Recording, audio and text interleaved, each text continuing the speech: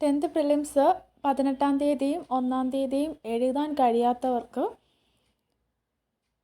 അവർ രേഖകൾ സഹിതം അവരുടേതായ പരീക്ഷാ കേന്ദ്രം ഉൾപ്പെടുന്ന ജില്ലാ ഓഫീസിൽ, തിരുവനന്തപുരം ജില്ല ഒഴികെയുള്ളവർ അവരുടേതായ ജില്ലാ ഓഫീസിൽ നേരിട്ടോ ചുമതലപ്പെടുത്തുന്ന വ്യക്തി മുഖേന ആരുടെയും കൈ കൊടുത്തു വിട്ടാലും മതി, നേരിട്ട് എത്തി അപേക്ഷ സമർപ്പിക്കുന്ന പക്ഷം 22-ാം തീയതി എക്സാം എഴുതാനായിട്ട് അവസരം ലഭിക്കും.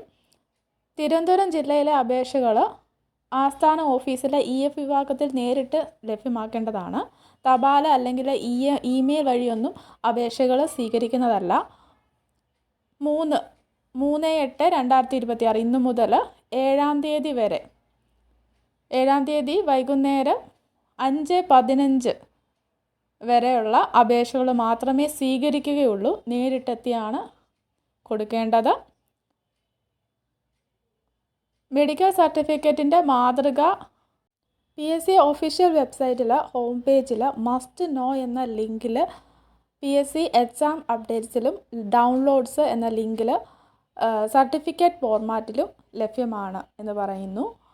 1/8/2026 3ഉം 4ഉം സ്റ്റേജ് പരീക്ഷ എഴുതാൻ സാധിക്കാത്ത ഇടുക്കി, കോട്ടയം, പത്തനംതിട്ട ജില്ലകളിലെ ഉദ്യോഗാർത്ഥികൾ